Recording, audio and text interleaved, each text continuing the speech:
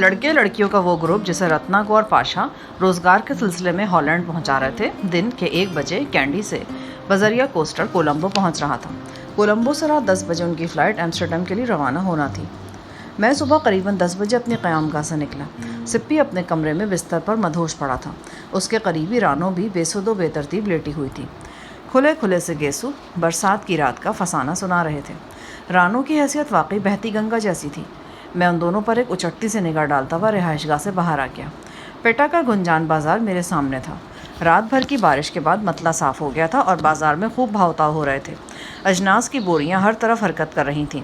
ریہڑی بانوں، خریداروں اور دکانداروں کے شور سے کان پڑی آواز سنائی نہیں دیتی تھی۔ کئی لوگ اب ہمیں پہچاننے لگے تھے۔ 1-2 دکانداروں نے مجھے سلام کیا۔ میں جواب دیتا ہوا چوک کی طرف آ گیا۔ رش کافی ہو گیا تھا۔ گلی کے موڑ پر پہنچتے پہنچتے میری نگاہ خود بخود بائیں طرف اٹھ گئی۔ یہاں شیخ عاصم بن ارشد لکڑی کی چھوٹی سی ریڑھی پر موجود تھا۔ قریبی آم کے کچھ چھلکے پڑے تھے۔ ان پر 2-4 موٹی موٹی مکھیاں بھنبھنا رہی تھیں۔ کچھ ایسی ہی مکھیاں عاصم پر بھی چکرا رہی تھیں۔ لالا ہاتھ میں پکڑا ہوا کپڑا کبھی کبھی بے دہانی میں ہلا دیتا تھا۔ میں نے حسب معمول آگے بڑھ کر ایک سکہ ریڑھی پر اچھال دیا۔ لالے نے ماتھے پر ہاتھ لے جا کر سلام کیا۔ وہ عاصم کے قریبی زمین پر بیٹھا تھا اور ایک اخبار پر چاول رکھ کر کھا رہا تھا۔ یہ سارا منظر بھکاریوں والی گلی کا تھا۔ اتفاقاً اخبار کے اس ٹکڑے پر میری نگاہ پڑی اور میں چونک گیا۔ یہ 2 دن پہلے کا اخبار تھا۔ اس پر عاصم کی تصویر موجود تھی۔ اس تصویر میں عاصم نے ٹائی لگا رکھی تھی اور وہ بڑی شان کے ساتھ ایک کرسی سے ٹیک لگائے کھڑا تھا۔ نیچے خبر بھی موجود تھی جس میں بتایا گیا تھا کہ سر توڑ کوشش کے باوجود سری لنکن پولیس ابھی تک شیخ عاصم کا سراغ نہیں لگا سکی۔ اس خبر میں یہ بھی بتایا گیا تھا کہ محترم شیخ کے بارے میں کارآمد اطلاع دینے والے کو $50,000 نقد انعام دیا جائے گا۔ میں یہ خبر 2 روز پہلے ہی پڑھ چکا تھا۔ اخبار کا ٹکڑا شیخ عاصم سے صرف 2 فٹ کے فاصلے پر پڑا تھا۔ شیخ عاصم تھوڑا سا سر ہلا کر اسے دیکھ سکتا تھا اور یقیناً اس نے دیکھا بھی ہوگا۔ مقام عبرت تھا کہ شیخ اس بارے میں کسی کو کچھ نہیں بتا سکتا تھا۔ وہ صرف مچل سکتا تھا اور منہ سے بے معنی آوازیں نکال سکتا تھا۔ ریڑھ کی ہڈی پر ضربات آ جانے کے سبب وہ اپنی گردن بھی ٹھیک سے نہیں ہلا پاتا تھا۔ شیخ عاصم کا نگران لالا بھی یقیناً اس ٹکڑے کو دیکھ رہا تھا۔ وہ عاصم کی طرح بے دست و پا نہیں تھا، لیکن وہ اس ٹکڑے کی اہمیت سے بے خبر تھا۔ اس کے ساتھ ساتھ وہ عاصم کی اہمیت سے بھی بے خبر تھا۔ اسے معلوم نہیں تھا کہ وہ جس نیم جان لاشے پر کھڑا ہو کر روپے اور 2-2 روپے کے سکے جمع کر رہا ہے، اس لاشے کو اگر شناخت کر لے تو دیکھتے ہی دیکھتے لکھپتی بن سکتا ہے۔ کچھ مکھیاں عاصم کے ادکھلے منہ پر بھنبھنا رہی تھیں۔ میں نے مکھیوں کو ہاتھ کی حرکت سے ہٹایا اور ٹھنڈی سانس بھر کر خود کلامی کے انداز میں کہا، دیکھ لے عاصم، میں نے اپنا وعدہ پورا کیا، تجھے مارا نہیں ہے۔ اب تو خوش بھی نہ ہو تو یہ تیری مرضی ہے۔ میں نے یہ الفاظ انگریزی میں کہے تھے، لہٰذا لالے کے پلے کچھ نہیں پڑا۔ عاصم کی آنکھوں سے میرے لیے شعلے نکل رہے تھے۔ میں اٹھا اور آگے بڑھ گیا۔ جو ہی میں بڑی سڑک کے پہلے چوراہے پر پہنچا، ایک طرف سے ایک فاکس وین آئی اور میرے قریب رک گئی۔ میں کار میں بیٹھ گیا۔ کار کو علی احمد ڈرائیو کر رہا تھا۔ کیسے ہو علی؟ ہتھیار لے کر آئے ہو؟ یس سر۔ اور ماسک؟ وہ بھی موجود ہے سر۔ جگہ کا انتخاب ہو گیا؟ جی، ابھی تھوڑی دیر پہلے میں نے کینڈی میں رابطہ کیا ہے۔ کوسٹر 4 بجے وہاں سے روانہ ہو گئی ہے، یعنی مقررہ وقت سے آدھا گھنٹہ لیٹ ہے۔ 17 لڑکے لڑکیاں موجود ہیں۔ 3 نے راستے میں سوار ہونا ہے۔ میرا خیال ہے وہ لوگ 1 بجے تک گھات والے مقام پر پہنچ جائیں گے۔ Okay sir. باقی کا سفر ہم نے خاموشی سے ہی طے کیا۔ 1 گھنٹے میں ہم کولمبو سے نکل کر قریباً 20-25 کلومیٹر آگے مضافات میں پہنچ گئے تھے۔ ہائی وے پر ایک موڑ کے نزدیک ہم نے فاکسی کو درختوں میں روک دیا۔ فاکسی کی ڈکی میں پلاسٹک کے بنے ہوئے کچھ مخروطی ڈبے رکھے تھے۔ یہ ڈبے ٹریفک پولیس والے سارجنٹ ٹریفک سائن کے طور پر استعمال کرتے ہیں۔ انہیں قطار میں سڑک پر رکھ کر گاڑیوں کا رخ موڑا جاتا ہے۔ سرخ رنگ کے یہ مخروطی ڈبے ہمارے لیے اہم کام انجام دینے والے تھے۔ قریباً 1 بجے علی کے واکی ٹاکی پر سگنل موصول ہوا۔ اس نے واکی ٹاکی پر بات کی۔ دوسری طرف علی کا ایک ساتھی تھا۔ وہ ہم سے صرف 2 فرلانگ آگے اسی سڑک پر موجود تھا۔ اس نے اطلاع دی کہ براؤن رنگ کی کوسٹر آ گئی ہے اور اب ہماری جانب بڑھ رہی ہے۔ اس نے کوسٹر کا نمبر بھی بتایا۔ ہم الرٹ ہو گئے۔ میں نے ماسک چہرے پر چڑھا لیا۔ اب میری آنکھیں ہی دیکھی جا سکتی تھیں۔ خود کا رائفل میں نے اپنے ہاتھ میں لے لی۔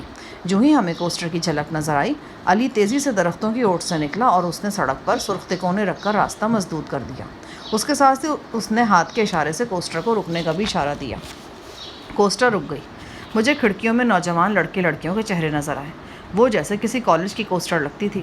جو ہی علی نے کوسٹر کا دروازہ کھلوایا، میں درختوں سے نکل کر تیزی سے کوسٹر میں گھس گیا۔ میرے ہاتھوں میں رائفل دیکھ کر سب مسافر سکتے میں رہ گئے۔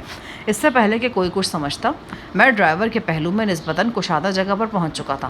خبردار، کوئی اپنی جگہ سے حرکت نہ کرے ورنہ بھون کے رکھ دوں گا، میں نے واشگاف دھمکی دی۔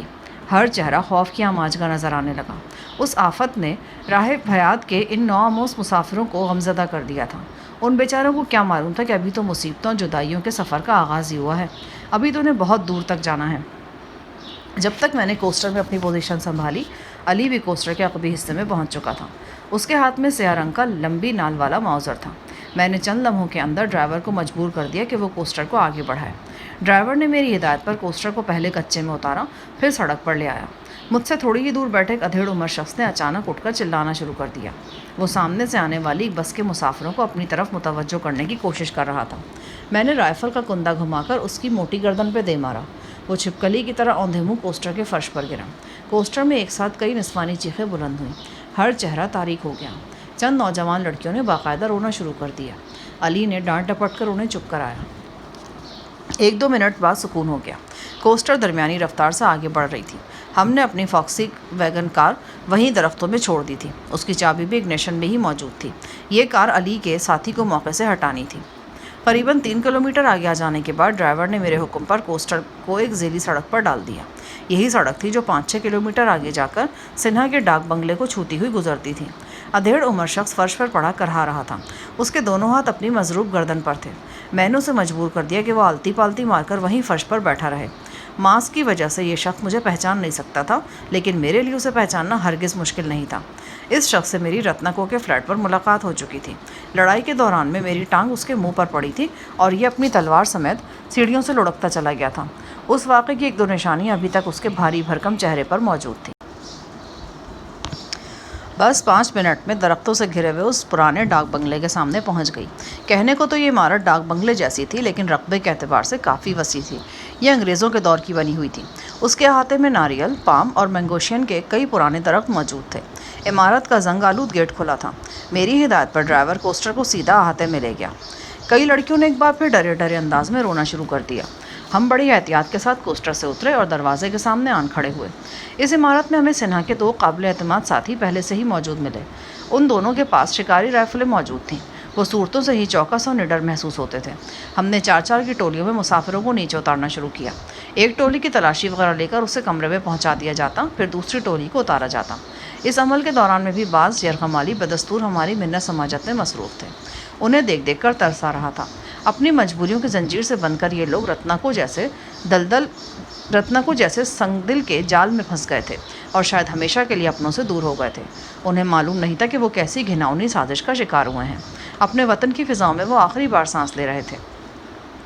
میرا دل جیسے اندر سے رونے لگا۔ مجھے وہ سارے دردناک احساسات یاد آ گئے اور وہ سارے روح فرسا واقعات ذہن میں تازہ ہو گئے جن سے ماریا ٹرسٹ میں میرا واسطہ پڑ چکا تھا۔ مجھے یوں لگا جیسے میرے سامنے کوسٹر سے ٹولیوں کی صورت میں اترتے مسافر انسان نہیں، معصوم صورتوں والے بھولے بھالے پنچھی ہیں جنہوں نے دانہ دیکھا تھا، دام نہیں دیکھا تھا۔ اپنے پیٹ سے مجبور ہو کر وہ ڈرتے ڈرتے دانے پر اترے تھے اور اسیر ہو گئے تھے۔ میرے بس میں ہوتا تو نوجوانوں میں سے ہر ایک کو گلے سے لگا کر اس کی پیشانی پر بوسہ دیتا اور پھر اپنی مٹھی کھول کر اسے ہواؤں میں اڑا دیتا، لیکن یہ میرے لیے ممکن نہیں تھا۔ میں نوجوانوں کو بس سے اترتے ہوئے دیکھتا رہا۔ ہم نے تمام لڑکے لڑکیوں کو کوسٹر سے اتار کر ایک اندرونی کمرے میں پہنچا دیا۔ بعد ازاں انہیں 2 کمروں میں تقسیم کر دیا گیا۔ سب کے ہاتھ پشت پر باندھ دیے گئے تھے۔ ان کی کل تعداد 20 تھی، 12 لڑکے اور 8 لڑکیاں۔ یہ سب غریب اور متوسط گھرانے سے تعلق رکھتے تھے۔ نوجوانوں میں سے 5 اسٹوڈنٹس تھے، باقی چھوٹی موٹی جابس کرتے تھے۔ لڑکیوں میں سے 2 ٹیچرز تھیں، باقی ٹائپسٹ وغیرہ تھیں اور نوکری تلاش کر رہی تھیں۔ ان سے کافی رقمیں اٹھی گئی تھیں اور مستقبل کے سنہرے خواب دکھائے گئے تھے۔ اب یہ سب کے سب سہمی ہوئی مرغیوں کی طرح 2 کمروں میں بیٹھے تھے اور رحم طلب نظروں سے ہمیں دیکھ رہے تھے۔ کچھ رو رہے تھے اور کچھ ہماری منت سماجت کر رہے تھے۔ ایک نسبتاً دلیر نوجوان نے میری آنکھوں میں دیکھتے ہوئے پوچھا، تم ہمارے ساتھ کیا کرنا چاہتے ہو؟ کیوں لائے گیا ہمیں یہاں؟ ذرا چھری تلے سانس لو، ابھی 1-8 گھنٹے میں سب پتہ چل جائے گا تمہیں۔ دیکھو یہاں بہت حبس ہے، کیا تم ہمیں بند کر کے مارنا چاہتے ہو؟ یہاں حبس نہیں ہے، حبس تو اس کنٹینر میں ہوگا جس میں بند کر کے تمہیں یہاں سے لے جایا جائے گا۔ ہاں، جہاں تم پہنچو گے وہاں حبس نہیں ہوگا، وہاں باقاعدہ AC لگے ہوئے ہوں گے۔ تم کہاں لے جانا چاہتے ہو ہمیں؟ نوجوان کی آنکھوں میں ہراس نظر آیا۔ کئی اور چہرے بھی زرد دکھائی دینے لگے۔ بہت اچھی جگہ، تمہیں پسند آئے گی۔ ہاں یہ ہو سکتا ہے کہ ان چھوکریوں کو پسند نہ آئے، میں نے معنی خیز انداز میں کہا۔ میرا چہرہ ابھی تک ماسک میں چھپا ہوا تھا، ایسا ہی ماسک علی کے چہرے پر بھی تھا۔ اس مختصر گفتگو نے نوجوانوں کے خوف و ہراس میں اضافہ کیا اور میں یہی چاہتا تھا۔ یہ نوجوان یقیناً یہی سمجھ رہے تھے کہ بدقسمتی سے ان کی کمند لبے بام ٹوٹ گئی ہے۔ وہ کولمبو سے ایمسٹرڈیم پرواز کرنے سے قبل ہی بدماشوں کے کسی گروہ کے ہتھے چڑھ گئے ہیں۔ اب انہیں ہائی جیک کر کے کہیں اور لے جایا جا رہا ہے۔ قریباً آدھا پون گھنٹہ اسی طرح گزرا، پھر اچانک 4 عدد کاریں یکے بعد دیگرے ڈاک بنگلے کے سامنے پہنچ گئیں۔ ان ساری کاروں پر مسلح افراد لدے ہوئے تھے۔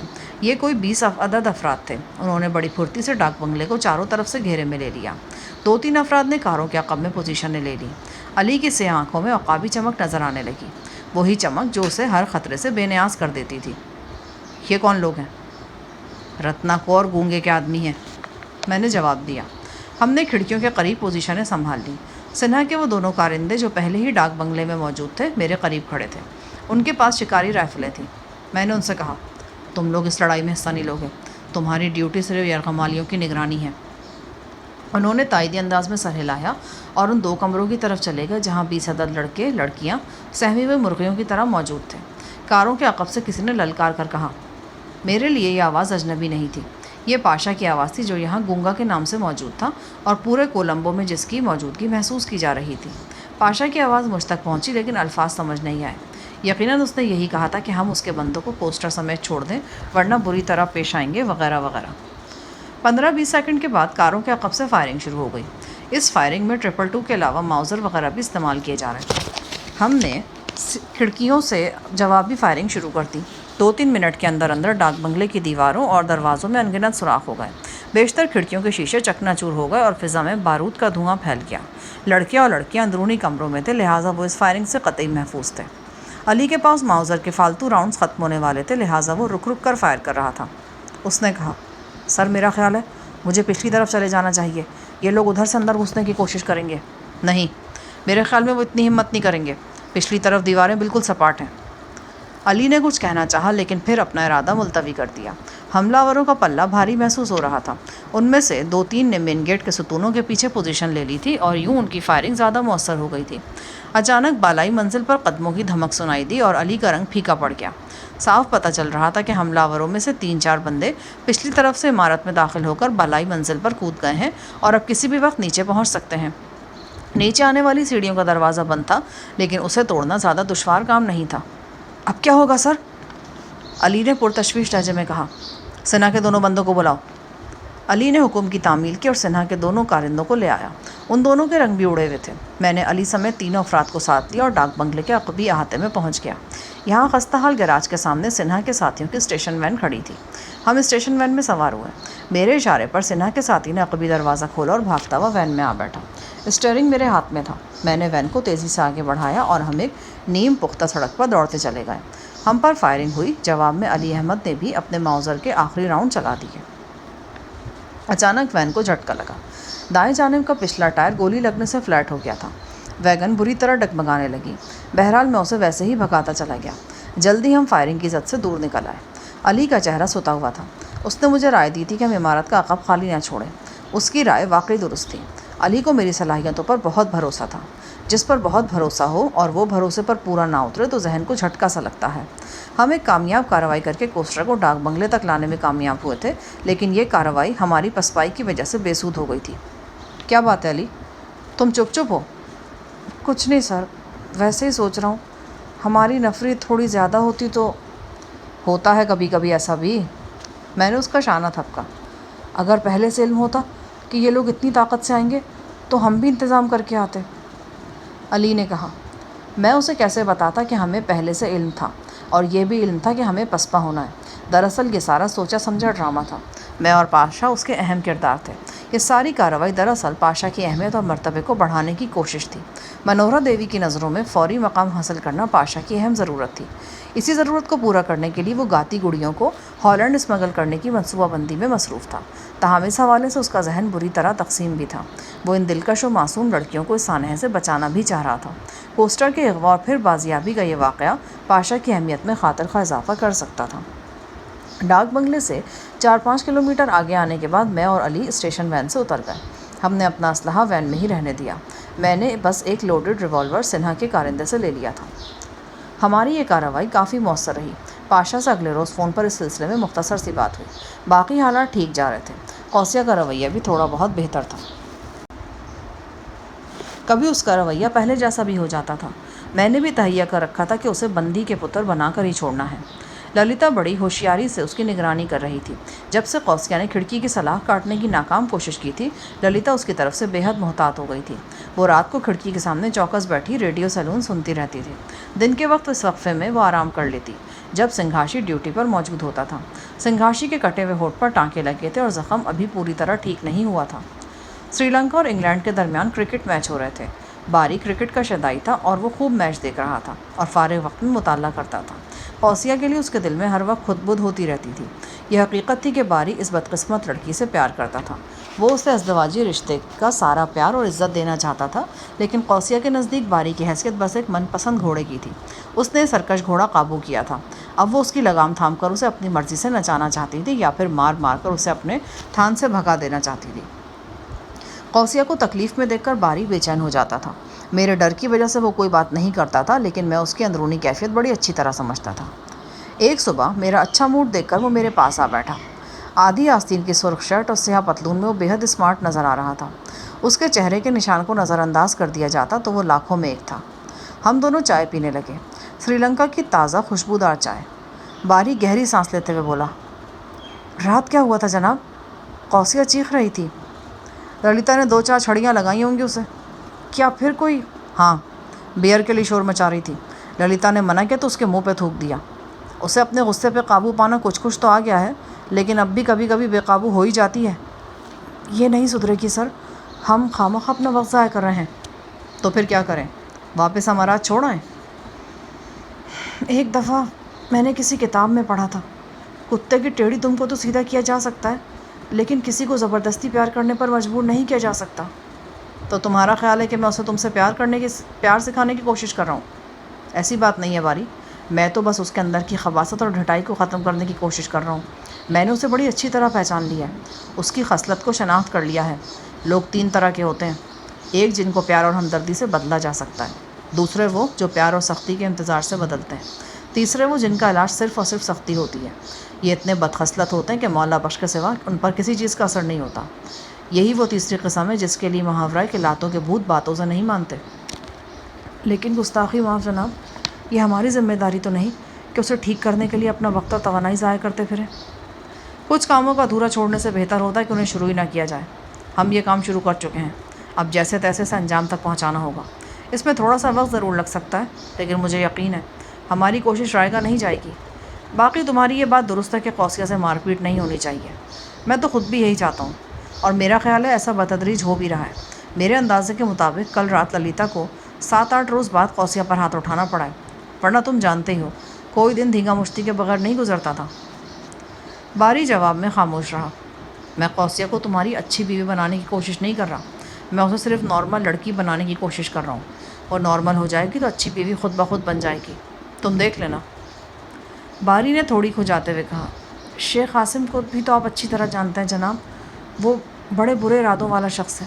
میں تو یہ سوچ کر لرز جاتا ہوں کہ قوسیہ کے حوالے سے اس کا رد عمل کتنا سخت ہوگا۔ باری کو ابھی تک معلوم نہیں تھا کہ شیخ پر کیا گزر چکی ہے۔ وہ بے خبر تھا کہ امارات کا وہ جابر شہزادہ یہاں سے چند فرلانگ کی دوری پر بھکاریوں کے ڈیرے پر ایک ہتھڑی پر پڑا ہوا ہے۔ عاصم کے حوالے سے تم اپنے ذہن کو کسی طرح کی تکلیف مت دو، یہ میرا پرابلم ہے، میں ہی اسے حل کروں گا۔ ہماری گفتگو کے دوران میں ہی فون آ گیا۔ یہ پاشا کی کال تھی۔ اس کی خواہش تھی کہ میں آج دوپہر کا کھانا اس کے ساتھ کھاؤں۔ اس نے مجھے کولمبو کے مغربی علاقے کا ایک ایڈریس بتایا اور بتایا کہ ملنے کے لیے جگہ بالکل محفوظ ہے۔ یہ کولمبو کا فیشنیبل رہائشی علاقہ تھا، یہاں سے ساحل بہت نزدیک تھا۔ میں ایک دفعہ پہلے بھی یہاں جا چکا تھا۔ دوپہر 12 بجے کے قریب میں بذریعہ ٹیکسی مطلوبہ کوٹھی پر پہنچ گیا۔ اپنے بدلے ہوئے حلیے کے سبب مجھے آمد و رفت میں کوئی خطرہ محسوس نہیں ہوا۔ ویسے بھی شیخ کی گمشدگی کے حوالے سے پولیس کی سرگرمیاں ذرا مان پڑ گئی تھیں۔ یہ ایک شاندار کوٹھی تھی، سبزہ زار، وسیع اور پھولوں سے لدا ہوا تھا۔ پاشا عرف گونگا نے مین گیٹ پر ہی میرا استقبال کیا اور اندر لے گیا۔ رسمی گفتگو کے بعد ہم سنجیدگی سے گفتگو کرنے لگے۔ پاشا نے کہا، کوسٹر والی کارروائی توقع سے زیادہ کامیاب رہی ہے۔ میں بہت خوش ہوں Shah Jahan, I am really happy. کارروائی کے وقت منورہ کا ایک آدمی بھی ہمارے ساتھ تھا، اس نے سب کچھ اپنی آنکھوں سے دیکھا اور منورہ کو بتایا۔ ابھی کچھ دیر پہلے اس کا فون آیا تھا۔ وہ اس بات پر میری تعریف کر رہی تھی کہ میں نے خود کو خطرے میں ڈال کر کوسٹر کو چھڑوایا اور بروقت کارروائی کی ہے۔ کوسٹر والا گروپ اب کہاں ہے؟ جہاں اسے ہونا چاہیے تھا۔ پاشا قدرے اداسی سے بولا۔ وہ لوگ ایمسٹرڈیم پہنچ گئے ہیں۔ ایک دو لڑکیوں کو نروس بریک ڈاؤن کی شکایت ہو گئی تھی۔ بہرحال پرواز کے وقت تک وہ بہتر ہو گئی تھی۔ اب ان کے ساتھ کیا ہوگا؟ فی الحال تو وہ موج کریں گے، لیکن آہستہ آہستہ پتہ چلے گا کہ جال میں جکڑے گئے ہیں۔ کچھ دیر تک ہم اس حوالے سے بات کرتے رہے، پھر پاشا بولا، یہاں تمہارے لیے سرپرائز بھی ہے۔ تمہارا مطلب بہت مزیدار یا بدمزہ کھانے سے تو نہیں؟ نہیں، یہ واقعی سرپرائز ہے، پاشا نے کہا اور پھر کسی کو آواز دی۔ چند سیکنڈ بعد دروازہ کھلا اور مجھے واقعی حیرانی ہوئی۔ گاتی گڑیوں میں سے دو بہنیں مسکراتی ہوئی اندر آ گئیں۔ اس سے پہلے میں نے انہیں 2 مرتبہ دیکھا تھا، آج قریب سے دیکھنے کا اتفاق ہو رہا تھا۔ وہ واقعی دلکش اور معصوم تھیں۔ ان کی صاف شفاف مسکراہٹیں بالکل بچیوں جیسی تھیں۔ وہ پینٹ شرٹ میں ملبوس تھیں۔ آدھی آستینوں میں سے ان کی دبلی پتلی ملائم باہیں نظر آ رہی تھیں۔ انہوں نے بے تکلفی کے ساتھ مجھ سے ہاتھ ملایا اور سامنے کرسیوں پر بیٹھ گئیں۔ ایک لڑکی پاشا کی طرف اشارہ کرتے ہوئے بولی، بھائی جان سے آپ کی بہت تعریف سنی ہے۔ میں نے کہا، ایسا ہی میرے ساتھ بھی ہوا ہے، بلکہ میں تو آپ بہنوں کی کارکردگی خود بھی دیکھ چکا ہوں۔ خدا نے بہت اچھی آواز دیا آپ لوگوں کو، اور اس سے بھی بڑھ کر اچھا دل دیا ہے۔ جزام کے مریضوں کے لیے آپ لوگوں نے جس طرح جھولی پھیلائی تھی نا، وہ میرے لیے یادگار تھا۔ میں بھی اس ہجوم میں تھا جو آپ فنکاروں کی اعانت کے لیے آپ کے ساتھ چل رہا تھا۔ تعریف کا بہت بہت شکریہ، لیکن آپ کچھ ادھوری سے لگ رہی ہیں۔ آپ کی بہن؟ وہ ذرا بیمار ہے، فوڈ پوائزننگ ہو گئی تھی، لیکن اب ٹھیک ہے۔ ڈاکٹرز نے فی الحال آرام کا مشورہ دیا ہے۔ وہ آپ سے بڑی ہیں یا چھوٹی ہیں؟ وہ سب سے بڑی ہیں۔ ان کا نام نینا ہے، میں منجلی ہوں، میرا نام روپ ہے، اور یہ چھوٹی، یہ پنکی ہے۔ پاشا بولا، جہانداد، تمہیں بتایا تھا نا، یہ ہو ہی نہیں سکتا کہ کوئی ان کو دیکھے اور ان پر پیار نہ آ جائے۔ پاشا نے مجھے جلدی سے جہانداد کہہ کر مخاطب کیا اور یوں سمجھا دیا کہ لڑکیوں کے لیے میرا نام جہانداد ہی ہے۔ پاشا کی یہ احتیاط مناسب تھی۔ ہاں واقعی یہ پیاری ہیں، میں نے پاشا کی تائید کی۔ یہ تو آپ دیکھنے والوں کی نظر کا حسن اور پیار ہے، منجلی نے انکسار سے کہا۔ چھوٹی والی بولی، بھائی جان بتا رہے تھے کہ پاکستان میں آپ کا کافی بڑا کاروبار ہے، کوئی ہوٹلس وغیرہ کا سلسلہ بھی ہے؟ بس خدا کی دین ہے، اپنی کوشش کے بلبوتے پر تو بندہ اپنے منہ تک لقمہ تک نہیں پہنچا سکتا۔ سب سے زیادہ بے بس بچہ انسان کا ہوتا ہے، یہ قدرت ہی ہے جو اس کی ماں کے دل میں اس بچے کا پیار ڈالتی ہے۔ آپ کے خیالات بڑے اچھے ہیں۔ قدرت نے انسان کو اشرف المخلوقات بنایا ہے، اور شاید وہ اشرف المخلوقات اسی لیے ہے کہ وہ صرف اپنے لیے نہیں جیتا، دوسروں کے بارے میں بھی سوچتا ہے، دوسروں کے دکھ درد میں جیتا ہے۔ میں جانتا تھا کہ یہ دونوں گاتی گڑیاں گفتگو کس رخ کی طرف موڑ رہی ہیں۔ وہ سنگرز ہونے کے ساتھ ساتھ زبردست سوشل ورکرز بھی تھی۔ شاید وہ مجھ سے توقع کر رہی تھی کہ میں ان کے کاز میں ان سے مالی تعاون کروں گا۔ ان کا کاز واقعی قابل قدر تھا۔ وہ کوڑ کے مریضوں کی بہتری اور مرض کے خاتمے کے لیے کام کرتی تھیں۔ جیسا کہ مجھے بعد میں معلوم ہوا، پاٹھا سادھو بھی انہی کی کوششوں سے اس کام میں شریک ہوا تھا۔ کچھ دیر تک ہمارے درمیان گفتگو ہوتی رہی۔ پنکی اور روپ نے مجھ سے براہ راست عطیہ وغیرہ نہیں مانگا، لیکن اپنی گفتگو کے ذریعے انہوں نے نہایت خوبصورتی کے ساتھ میرے دل میں یہ بات ڈال دی کہ مجھے اس سلسلے میں دلچسپی لینی چاہیے۔ ان بہنوں کے رویے اور لب و لہجے میں بڑی دلکشی اور اپنائیت تھی۔ وہ بندے کو لمحوں میں اپنا اسیر کر لیتی تھیں۔ باتوں کے دوران میں نے کہا، آپ سے ایک ذاتی سا سوال پوچھنا چاہ رہا ہوں، برا تو نہیں منائیں گی؟ روپ نے بے ساختگی سے کہا، آپ اتنے اچھے ہیں کہ آپ کی بات کا برا منایا ہی نہیں جا سکتا۔ آپ میں سے کسی کی شادی وغیرہ بھی ہوئی ہے کہ نہیں؟ دونوں کے گندمی چہروں پر شرم کا حسین رنگ لہرا گیا۔ پھر روپ بولی، نہیں، ابھی تو ہماری ساری توجہ سنگنگ پر ہی ہے۔ ویسے جب بھی شادی ہوگی ہمارے والدین کی مرضی اور پسند کے مطابق ہوگی۔ بہت خوب، بڑی اچھی بات ہے۔ چھوٹی پنکی ذرا شوخی سے بولی، آپ خود اتنے اچھے ہیں، اس لیے آپ کو ہماری ہر بات اچھی لگ رہی ہے؟ میں نے ٹھنڈی سانس بھری اور دل میں سوچا، تمہیں کیا پتہ ہم دونوں کتنے اچھے ہیں۔ جسے وہ بیچاری بھائی جان کہتی تھی اور جس کے بارے میں ان کا خیال تھا کہ وہ میوزیکل شوز کا بین الاقوامی پروموٹر ہے، وہ ایک خوفناک گینگ کا بگ باس تھا، 20 افراد کا قاتل، ماضی کا بدنام زمانہ دہشت گرد اور کرائم کنگ پاشا، جسے وہ دونوں بیچاری اپنے بھائی جان کا دوست سمجھ رہی تھی اور جس کے بارے میں ان کا خیال تھا کہ وہ درد مند دل رکھنے والا ایک صاحب ثروت پاکستانی ہے۔ وہ استاد جہانی تھا جس کے کھاتے میں ان گنت کردہ اور ناکردہ جرائم جلی حرف میں لکھے تھے۔ وہ دونوں کچھ دیر ہمارے ساتھ رہیں۔ پنکی نے ہمیں اپنے ہاتھ سے زبردست کافی بنا کر پلائی اور پھر خدا حافظ کہہ کر رخصت ہو گئی۔ وہ پاشا سے ملنے یہاں آئی تھی۔ ان کے جانے کے بعد میں نے پاشا سے پوچھا، بڑی والی واقعی بیمار ہو گئی ہے؟ بس سمجھو کہ بیمار کی گئی ہے۔ کیا مطلب؟ اسے جو فوڈ پوائزننگ ہوئی ہے نا، اس کا سبب میں ہی ہوں۔ جس رات وہ بیمار ہوئی اس رات تینوں بہنوں نے میرے ساتھ ڈنر کیا تھا۔ پاشا نے معنی خیز انداز میں کہا، میرا خیال ہے کہ میں کسی حد تک سمجھ گیا ہوں۔ تم نے بڑی لڑکی کی بیماری کو منورا دیوی سے کچھ مزید مہلت پانے کے لیے بہانہ بنایا ہے۔ 15 تاریخ کو دوپہر 1 بجے ان تینوں بہنوں کو ایک لانچ کے ذریعے بمبئی پہنچا جانا تھا اور وہاں سے کارگو شپ کے ذریعے ہالینڈ روانہ کیا جانا تھا۔ صرف 5 دن پہلے یعنی 11 تاریخ کو نینا سخت بیمار ہو گئی۔ تمہارا مطلب ہے کہ اب یہ پروگرام ملتوی ہے؟ بالکل، جب تک نیا انتظام نہیں ہو جاتا۔ تینوں بہنیں خیریت سے ہیں۔ تمہاری اس منورا دیوی جی کو کسی قسم کا شک تو نہیں ہوا؟ ابھی تک تو نہیں۔ ابھی تک تو دونوں ڈرامے کامیابی محسوس ہوتے ہیں۔ دوسرے ڈرامے سے تمہاری مراد کوسٹر کے اغوا والا واقعہ ہے؟ ہاں، پاشا نے کہا۔ میں نے نیا سگریٹ سلگا لیا۔ پاشا نے گلاسوں میں تھوڑی تھوڑی وسکی ڈیلی۔ میں نے کہا، واقعی لڑکیوں سے ملنے کے بعد محسوس ہوا کہ تم ٹھیک سوچ رہے ہو۔ کئی لوگ فطرتاً اتنے اچھے ہوتے ہیں کہ ان کو پہنچنے والی تکلیف کے بارے میں سوچ کر خود کو بھی تکلیف ہونے لگتی ہے۔ ٹھیک ہے، میں اس سلسلے میں تمہارا پورا ساتھ دوں گا۔ ہم منورا کو ان لڑکیوں سے دور رکھیں گے۔ میں تمہیں مسلسل رپورٹ دیتا رہوں گا۔ اگر بیچ میں 2-4 روز کا وقفہ جائے تو پریشان نہیں ہونا، ایسا احتیاط کی وجہ سے ہوگا۔ پاشا، سچ کہہ رہا ہوں کہ تمہاری وجہ سے مجھے اپنے اندر بہت توانائی محسوس ہو رہی ہے۔ تم جانتے ہی ہو، جب پچھلی دفعہ کنگ براؤن سے ٹکر ہوئی تھی تو صفدر جیسا دوست میرے کندھے سے کندھا ملائے کھڑا تھا۔ اب وہ آنکھوں سے معذور ہو کر ایک 4 دیواری تک محدود ہو گیا ہے۔ ایسے میں مجھے ایک ہم خیال اور نڈر ساتھی کی اہم ضرورت تھی۔ میں لفظوں کا نہیں، عمل کا قائل ہوں شاہ جہان، اور میں یہ ثابت کر بھی دوں گا۔ گفتگو کا رخ صفدر کی طرف مڑ گیا۔ میں نے پاشا کو اس واقعے کے متعلق بتایا جس میں صفدر کی آنکھیں گئی تھیں۔ کنگ براؤن کے ساتھ وہی خون ریز مارکا جو آج تک ہمارے دل و دماغ پر نقش تھا۔ ماریا ٹرسٹ کے اہم حصے میں آگ اور بارود کا طوفان۔ وہ سنگین لمحے جب اس لڑائی کا فیصلہ ہونا تھا۔ ہمیں شکست ہونا تھی اور کنگ کے باغیوں کے کٹے ہوئے سر ٹرسٹ کی چھتوں سے لٹکے ہوئے نظر آنے تھے، یا کنگ کو اپنے ظلم کی تلوار چھوڑ کر بھاگنا تھا۔ ان فیصلہ کن لمحوں میں میرے یار صفدر کی وہ دلیرانہ جھپٹ آج تک میرے ذہن پر نقش تھی۔ وہ دیوانہ وار دوڑتا ہوا پل پر سے گزرا تھا اور کنگ کے ہرکاروں کے لیے پیغام اجل بن گیا تھا۔ ہاں، ان واقعات کا ہر پل ہم سب کے ذہنوں پر نقش تھا۔ میں شام سے تھوڑی دیر پہلے اپنی رہائش گاہ پر واپس پہنچا۔ ابھی میں رہائش گاہ سے کچھ فاصلے پر ہی تھا کہ کسی ہنگامے کے آثار نظر آئے۔ حویلی نما مکان کے دروازے کے عین سامنے جھمگٹا سا لگا تھا۔ یوں لگا جیسے کسی کو پکڑا گیا ہے اور اب اس پر قابو پانے کی کوشش کی جا رہی ہے۔ میں تقریباً دوڑتا ہوا موقع پر پہنچا۔ میرے ذہن میں آیا کہ شاید سائیں علی وارد ہو گیا ہے۔ اس کی آمد کا انداز ایسے ہی تہلکہ خیز ثابت ہوتا تھا۔ اس سے پہلے امارات میں بھی اس نے 2 دفعہ ایسا ہی ہنگامہ مچایا تھا، لیکن جب میں قریب پہنچا تو ایک اور ہی منظر دکھائی دیا۔ اس منظر نے مجھے ششدر کر دیا تھا۔ جس شخص کو زمین پر گرا کر زد و کوب کیا جا رہا تھا وہ باری تھا۔ باری یعنی قوسیہ کا شوہر، وہ نوجوان جس نے امارات میں میرا بھرپور ساتھ دیا تھا اور مشکل اوقات میں مدد کی تھی۔ باری کو سنہا کے کارندوں نے دبوچ رکھا تھا۔ بازار کے کئی لوگ تماشا دیکھنے کے لیے اکٹھے ہو گئے تھے۔ میں نے آگے بڑھ کر باری کو چھڑانے کی کوشش کی۔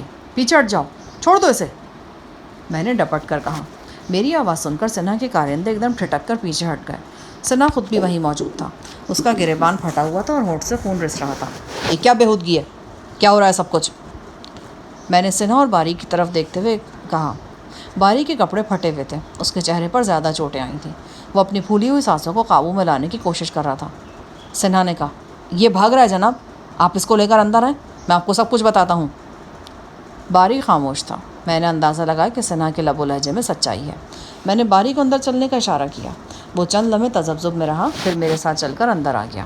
اندرونی کمرے میں پہنچ کر میں نے سنگھاشی سے کہا کہ وہ باری کے ناک منہ سے بہتا ہوا خون صاف کرے۔ سنگھاشی نے میری ہدایت پر عمل کیا۔ اس دوران میں باری کی سانسیں بھی ذرا قابو میں آ گئیں۔ آپ بتاؤ، کیا بات ہوئی ہے؟ سنہا بولا، میں معافی چاہتا ہوں جناب، ہم آپ کے حکم کے مطابق چلتے ہیں۔ آپ کا حکم ہے کہ للیتا کو مس قوسیہ کے سلسلے میں اختیار ہے۔ للیتا انہیں کنٹرول میں رکھنے کے لیے جو چاہے کر سکتی ہے۔ ابھی کوئی آدھا گھنٹہ پہلے مس قوسیہ نے للیتا کا سر پھاڑ دیا ہے اور وہ بھاگنے کی کوشش میں تھی۔ وہ تو سنگھاشی نے بروقت کوشش کر کے برآمدے والا دروازہ بند کر دیا، ورنہ مس قوسیہ نے نکل جانا تھا۔ مس قوسیہ نے سنگھاشی کے علاوہ دوسرے ملازموں کے ساتھ بھی مار پیٹ کی ہے۔ آپ ان کی چوٹیں دیکھ سکتے ہیں۔ تم بکواس کر رہے ہو، باری گرجا، لیکن اس سے پہلے کہ وہ مزید کچھ کہتا میں نے اسے ڈانٹ ڈپٹ کر چپ کرا دیا۔ میں نے کہا کہ پہلے سنہا کو بات مکمل کرنے دو۔ باری کا چہرہ سرخ ہو گیا اور وہ ہونٹ بھیج کر رہ گیا۔ سنہا نے بات جاری رکھتے ہوئے کہا، مس قوسیہ کو بڑی مشکل سے قابو کر کے دوبارہ کمرے میں بند کیا گیا۔ وہ مسلسل مزاحمت کر رہی تھیں۔ بس اسی بات پر باری صاحب للیتا پر برس پڑے۔ انہوں نے ہمارے سامنے للیتا کو دھکے دیے اور مس قوسیہ کے منہ سے کپڑا نکالنے کے لیے زبردستی کمرے میں گھسنا چاہا۔ میں نے منع کیا تو انہوں نے میرے منہ پر بھی تھپڑ دے مارا اور میرا گریبان پھاڑ دیا۔ یہ بکواس ہے، باری چیخا۔ یہ خود بھی للیتا کے ساتھ مل کر قوسیہ کو مار رہا تھا، میں نے اپنی آنکھوں سے دیکھا ہے۔ میں مار نہیں رہا تھا، میں خدا کی قسم کھاتا ہوں میں نے ہاتھ نہیں اٹھایا۔ میں صرف مس قوسیہ کو قابو پہ کرنے کے لیے للیتا کی مدد کر رہا تھا۔ یہ جھوٹ بول رہا ہے جناب، اس نے… باری آہستہ بولو، تمہاری آواز باہر تک پہنچ رہی ہے، میں نے ڈانٹا۔ باری کا چہرہ ایک بار پھر سرخ انگارہ ہو گیا، لیکن وہ میرے سامنے کچھ نہیں بولا۔ اس کا فقرہ بھی ادھورا رہ گیا تھا۔ اب بات پوری طرح میری سمجھ میں آ گئی تھی۔ میں نے سنہا کو باہر بھیج دیا اور باری کو بھی تھوڑا سا جھڑک کر اس کے کمرے میں بھیج دیا۔ باری کو سنہا پر بہت طیش تھا اور اندازہ ہو رہا تھا کہ اس نے اپنے غضب پر بمشکل قابو پا رکھا ہے۔ باری مجھ سے کچھ کہنا چاہ رہا تھا، وہ کچھ کہنے کے لیے مڑا بھی، مگر میں نے اسے روک دیا۔ باری، تم اس وقت غصے میں ہو، ذرا دماغ ٹھنڈا کر دو، پھر میں تم سے بات کروں گا۔ وہ تیزی سے گھوما اور اپنے کمرے کی طرف چلا گیا۔ میں اس کمرے میں پہنچا جہاں قوسیہ کو رکھا گیا تھا۔ یہاں کئی آرائشی اشیاء ٹوٹی پھوٹی پڑی تھیں۔ ایک شوکیس کا جہازی سائز شیشہ بھی چکنا چور تھا۔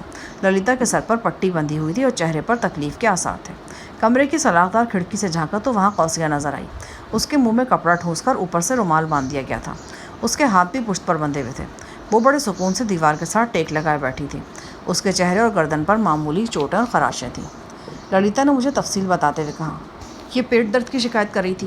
میں اندر گئی، لیکن اس سے پہلے کہ میں تالا لگاتی، یہ بھاگ کر میری طرف آئی اور پورے زور سے مجھے دھکا دیا۔ میرا سر کھڑکی کے کنارے سے ٹکرایا۔ تھوڑی دیر کے لیے مجھے پتہ ہی نہیں چلا کہ میں کہاں ہوں۔ یہ دروازہ کھول کر باہر بھاگ نکلی۔ اگر سنگھاشی سے نہ روک لیتا تو یہ تو نکل گئی تھی۔ تمہیں کہا بھی تھا کہ سخت ضرورت کے وقت ہی اندر جاؤ اور اس کے بہانوں کو بھی ذہن میں رکھو۔ جناب، مجھے باری صاحب کی طرف سے بھی ڈر لگتا ہے۔ اگر میں اس کی دیکھ بھال میں ذرا بھی کوتاہی کروں نا تو مجھے جھڑکنے لگ جاتے ہیں۔ میں نے سوچا یہ درد سے ہائے ہائے کر رہی ہے، اگر باری صاحب نے دیکھ لیا تو غصے میں آ جائیں گے۔ میں نے قوسیہ کی طرف دیکھا۔ بے شک اس سے مار پیٹ ہوئی تھی اور اس کا منہ بھی بندھا ہوا تھا، پھر بھی اس کی آنکھوں میں ایک فاتحانہ چمک نظر آ رہی تھی۔ اس چمک کا مطلب میں بخوبی سمجھتا تھا۔ یہی وجہ تھی کہ مجھے اپنے تن بدن میں شعلہ سا لپکتا ہوا محسوس ہوا۔ قوسیہ کی آنکھوں میں یہ تاؤ دلانے والی چمک باری کے حوالے سے تھی۔ آج باری اس کی محبت میں مجبور نظر آیا تھا۔ اس نے قوسیہ کی خاطر سنہا وغیرہ سے سنگین جھگڑا مول لے لیا تھا، مار کھائی تھی اور چیخا چلایا تھا، بلکہ چند لمحوں کے لیے وہ میرے سامنے بھی سر اٹھا کر کھڑا ہو گیا تھا۔ یہ بات اب اچھی طرح میری سمجھ میں آ رہی تھی کہ قوسیہ اب ایک نئی طرح کا کھیل کھیل رہی ہے۔ اگر وہ کھیل نہیں کھیل رہی تو کھیلنا شروع کر دے گی۔ وہ بدخصلت تھی، اس کے اندر گہرائی میں برائی اور شر کی جڑیں تھیں۔ میرے دل نے گواہی دی کہ اب مجھے قوسیہ کے سلسلے میں پہلے سے کہیں زیادہ ہوشیار رہنے کی ضرورت ہے۔ وہ باری کو شیشے میں اتار کر یہاں سے فرار ہو سکتی تھی۔ میں مختلف انداز میں سوچنے لگا تھا۔ سائیں علی ابھی تک ڈاکٹر روی داس کی رہائش گاہ پر ہی موجود تھا۔ وہاں اس کے بڑے ٹھاٹ تھے۔ اگلے روز میں اس سے ملنے کے لیے پہنچا۔ وہ اندرونی کمرے میں قالین پر آلتی پالتی مارے بیٹھا تھا اور آم چوس رہا تھا۔ اس کے آم چوسنے کا انداز یہ تھا کہ ایک ہاتھ میں آم تھا اور دوسرے میں کڑک چائے۔ وہ ایک چوسا آم کا لیتا اور ایک چسکی چائے کی۔ لوگ آم کے ساتھ دودھ کی پتلی لسی یعنی کچی لسی پیتے ہیں، لیکن اگر میں یہ بات سائیں سے کہتا تو جواب میں ایک لمبی تقریر شروع کر دیتا، لہٰذا میں خاموش رہا اور اس کے پاس جا کر بیٹھ گیا۔ کیسے ہو شفیع محمد؟ بالکل ٹھیک ہوں، اور تم؟ میں بھی بالکل ٹھیک ہوں، بلکہ ضرورت سے زیادہ ٹھیک ہوں۔ اچھی خبر یہ ہے کہ جن خبیثوں نے میری غیر موجودگی میں میرا تختہ الٹا تھا نا، ان کا اپنا تختہ بھی الٹ گیا۔ اب بھی فون پر میری بات ہوئی تھی، ان کا سوا ستیہ ناس ہو گیا ہے۔ میری کچھ سمجھ میں نہیں آ رہا۔ وہ تمہاری سمجھ میں کچھ آئے گا بھی نہیں، اسی لیے تو میں تمہیں کہتا ہوں کہ کانجی میں چھوٹی مکی کا شہد ملا کے پیا کرو۔ تختہ لوٹنا ایسی بات نہیں جو سمجھ میں نہ آ سکے، خاص طور سے پاکستانیوں کے لیے تو یہ بالکل بھی مشکل بات نہیں۔ میں نے ساری کتھا تم سے بعد میں سننی ہے، نئی بات بتاؤ کہ ہے کیا؟ نئی بات تو تمہیں بتا رہا ہوں۔ جس طرح میرا تختہ الٹا گیا تھا نا، بالکل اسی طرح میرے مخالفوں کا تختہ الٹا گیا ہے، بلکہ ان کا تو دھڑن تختہ ہو گیا ہے۔ لوگوں نے جوتے مار مار کر 1-2 لیڈروں کو تو جان سے ہی مار ڈالا، باقی تتر بتر ہو گئے سالے۔ دراصل کوئی بھی شخص اپنے تخت یا تختے سے چمٹ کر تو بیٹھ نہیں سکتا، کہیں نہ کہیں تو اسے جانا ہی ہوتا ہے نا۔ چلو، تمہیں مبارک ہو، تم پھر سے حکمران بن گئے۔ خیر مبارک، ٹھہرو میں تمہیں لڈو کھلاتا ہوں، سائیں نے سنجیدگی سے کہا اور الماری کھول کر اس میں سے तेल में तले हुए नमकीन लड्डू निकाल लिए। ये क्या है? ये लड्डू करारे पीठियाँ वाले हैं। मकसद तो लड्डू खाना है ना। आजकल शुगर आम है, इसलिए मीठा खाने से परहेज ही करना चाहिए। हाँ, अगर तुम चाहो तो इस नमकीन लड्डू को भी मीठा कर सकते हो। साईं ने फ़ौरन एक लड्डू को चाय में डुबोकर गीला किया, फिर उसे चीनी में गोल गोल घुमा दिया। लड्डू के चारों तरफ चीनी लग गई। लो खाओ। साईं ने मुझे मीठा लड्डू पेश करते हुए कहा। मैं जानता था कि लड्डू ना खाए तो साईं हत्थे से उखड़ जाएगा और उससे कुछ पूछना मुश्किल हो जाएगा। मैंने साबुत लड्डू मुंह में रखकर निगलते हुए कहा, डॉक्टर रवि कहाँ है? अस्पताल में है। अब तो मैं इससे क्या काम पड़ गया? क्या शेख में कुछ और काट छाट करवानी है? काट छाट की गुंजाइश ही कहाँ है इसमें? अब गुंजाइश तो हर काम में मौजूद रहती है। अगर तुम चाहो तो उसके कान काटे जा सकते हैं, नाक काटी जा सकती है, कई चीज़ें काटी जा सकती हैं। डॉक्टर रवि की महारत इस सिलसिले में बहुत काम आ सकती है। नहीं, मेरे ख्याल में इतना ही काफ़ी है। साईं ने कहकहा लगाया और आगे पीछे झूलने लगा। पाकिस्तान में जरी वगैरह से बात हुई साईं तुम्हारी? नहीं। मैंने यही बात मिस्टर क्लार्क के हवाले से भी पूछी। साईं ने एक बार फिर इनकार में सर हिला दिया। पता नहीं पाकिस्तान में क्या हालात हैं। वहाँ बड़े अच्छे हालात हैं। अभी एक रिपोर्टर जिनके हवाले से मुझे खबर मिली है कि मेरी हुकूमत दोबारा आ जाने की इत्तला पर पाकिस्तान में भी खुशियाँ मनाई जा रही हैं। बहुत से मंचलों ने अपने सर मंडवाकर उस पर जिंदाबाद लिख लिया है और पेट्रोल पी पी कर शाहराहों पर नाच रहे हैं। बड़ी जोशीली कौम है। मैं दूसरे हालात के बारे में पूछ रहा हूँ। गजाला और उसके अहल खाना की गुमशुदगी के बाद वहाँ क्या पोजीशन है? हाँ, उस बारे में तो मैं भी सोच रहा था। तुम ऐसा करो, अभी पाकिस्तान फ़ोन कर लो, मुझे भी हालात का पता चल जाएगा। साईं मुझे लेकर बालाई मंजिल के कमरे की तरफ रवाना हो गया। साईं की ऊँट पटांग बातें अक्सर मेरे दिमाग की चूल्हे हिला देती थीं। अब भी ऐसा ही हुआ था। साईं की बातों में अक्सर माने पोशीदा होते थे। इन मानों को ढूंढना मज़ीद दर्द-ए-सरी का बायस बनता था। अभी थोड़ी देर पहले तक साईं जो कुछ बोलता रहा था उसमें तख्ता उलटने और हुकूमत बहाल होने की बातें थीं। मेरा अंदाज़ा था कि साईं की ये सारी गुफ्तगू मौरितानिया के हवाले से है। वहाँ ट्रस्ट के नवा में कॉलोनी के आसपास साईं ने मिस्टर क्लार्क के साथ मिलकर हज़ारों मुफलिस लोगों को आबाद किया था और उनकी बेहतरी के लिए वसी स्कीमें शुरू की थी। उन वसी और इस खैमा बस्तियों में साईं को अवतार का दर्जा दिया जा रहा था। साईं की गुफ्तगू से अंदाज़ा होता था कि वहीं पर कोई गड़बड़ हुई थी जिसे साईं तख्ता उलटने का नाम दे रहा था। अब वहाँ सूरत हाल में फिर कोई तब्दीली आई थी और साईं उसे हुकूमत बहाल होने का नाम देने लगा था। मैं साईं के साथ सीढ़ियाँ चढ़कर बालाई मंजिल पर पहुँचा। यहाँ एक कमरे में फ़ोन रखा था। मैंने पाकिस्तान में जरी गुल के नंबर डायल किए। तीसरी कोशिश में जरी की आलीशान रहायशगाह पर राब्ता हो गया। गुलसोम की आवाज़ आई, यस, आप मिसेस जरी बोलता? उसके लहजे ने मुझे मुस्कुराने पर मजबूर कर दिया। मैंने उसके लहजे की नकल उतारते हुए कहा, अमशा जान बोलता। सुनाओ, तुम्हारा क्या हाल है? गुलसोम की चीख निकल गई, ओह, ये आप है उस्ताद साहब, हमको तो आपके फ़ोन का सख्त इंतज़ार था। जरी भी आपको फ़ोन करना चाहता था, वो तो कोशिश कर कर के हलाक हो गया। गालिबन वो ये कहना चाह रही थी कि हलकान हो गया। इसी दौरान में जरी गुल ने उससे रिसीवर चपट लिया। उस्ताद साहब, आप कहाँ गायब हो जाता है? आपने तो हमारा दिमाग ख़राब कर दिया। ये नुक्स तुम में पहले से मौजूद था, मुझे इल्ज़ाम देने की ज़रूरत नहीं है। गजाला के बारे में कोई इत्तला है या नहीं? जरी गुल चंद लम्हों के लिए चुप हो गया, फिर ढीले ढाले लहजे में बोला, काश हम आपको इस बारे में कोई अच्छा खबर सुना सकता। गजाला बीबी का भी कुछ पता नहीं है जी। हमने लाहौर में और लाहौर से बाहर उनको पागलों के माफिक ढूंढा और अब भी कोशिश कर रहा है। खुदा का कसम, ये हमारे दिल का आवाज़ है। कोई हमसे हमारा सारा दौलत ले ले, हमको कौड़ी कौड़ी का मोहताज कर दे, पर हमको गजाला बीबी वापस लौटा दे। हमको सिर्फ एक बार साई साहब का सूरत दिखा दे। हम इतना दुखी उस्ताद साहब कि हम आपको बता नहीं सकता। हमारा दौलत हमारे किसी काम का नहीं। हम आपसे हाथ जोड़कर फरमाता है, हमसे हमारा सब कुछ ले लो, लेकिन हमारा गुजरा हुआ वक्त हमको लौटा दो। जरी की आवाज़ भर आ गई। वो जो थोड़ी देर पहले एकदम खुश महसूस हो रहा था, कर्ब के समंदर में डूब गया। शायद तुम मुझसे ये तवक्को कर रहे हो कि मैं तुम्हें हौसला दूंगा, लेकिन ये शायद तो मेरे पास भी नहीं रही। तुम्हें कैसे दे दूँ? उस्ताद साहब, हम सब जानता है, हमारी सब मुसीबतों का ज़िम्मेदार वो सूअर का बच्चा शेख है। हमने फ़ैसला कर लिया, हम उसको ज़िंदा नहीं छोड़ेगा, हम उसको इबरत का मिसाल बना देगा। हमने आपका हुक्म कभी नहीं टाला, पर शेख के बारे में اب آپ کا بات بھی نہیں مانے گا، نہیں مانے گا اب آپ کا بات۔ زری کی آواز آنسوؤں سے بھیگی ہوئی تھی۔ میں خاموش رہا۔ میں نے زری کو نہیں بتایا کہ عاصم عبرت کی مثال بن چکا ہے۔ پس منظر میں زری کے بیٹے اسد کے رونے کی آواز آ رہی تھی۔ میں نے زری سے اس کی خیر خیریت دریافت کی اور یوں گفتگو کا رخ موڑ دیا۔ میں نے زری سے ناشا اور صفدر کے بارے میں بھی پوچھا۔ زری نے بتایا کہ آنکھوں کا ایک بہت بڑا انگلش ڈاکٹر پاکستان آیا ہوا ہے، وہ پرسوں لاہور پہنچے گا۔ مسٹر جی کلارک کی گزارش پر وہ لاہور کے ایک پرائیویٹ کلینک میں صفدر کی آنکھوں کا معائنہ بھی کرے گا اور اپنی رائے دے گا۔ یہ گلسوم دن رات صفدر بھائی کی صحت یابی کے لیے دعائیں کرتا رہتا ہے۔ وہ خیر خیرات بھی کرتا ہے۔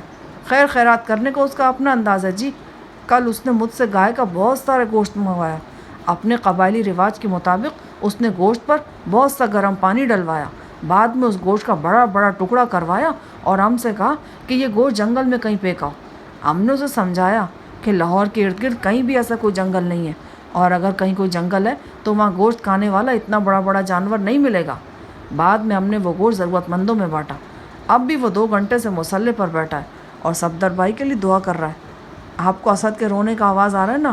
وہ اسی لیے رو رہا ہے کہ گلسوم مصلے پر ہے۔ گلسوم نے عم کو بھی منع کر دیا کہ عم اسد کو نہ اٹھائے۔ اس کا کہنا ہے کہ جب بچہ روتا ہے تو اللہ تعالیٰ کو اس پر ترس آتا ہے۔ سیدھی سادی عورت کی کتنی سیدھی سادی دلیل تھی۔ میں نے کہا، زری سچی بات یہ کہ جب تم جیسے لوگ صفدر کے لیے دعائیں کرتے ہو نا تو میرے دل میں امید پیدا ہوتی ہے کہ وہ ایک نہ ایک دن ٹھیک ہو جائے گا۔ خدا آپ کا کہنا مبارک کرے جی۔ کتنے گارڈز ہیں تمہارے ساتھ؟ پہلے 4 تھے، اب آپ کے کہنے پر 2 اور بھرتی کرنی ہیں۔ ان میں 2-4 کا اضافہ مزید کر دو۔ اپنی اور صفدر کی طرف سے بہت ہوشیار رہو۔ صفدر آج کل کہاں ہے؟ یہیں ہمارے ساتھ رہ رہا ہے جی، شاید کچھ دیر کے لیے اوپر چھت پر چلا گیا۔ اگر آپ چاہتے تو ہم اس کو بلا لیتا ہے۔ نہیں، میں اس سے پھر بات کروں گا۔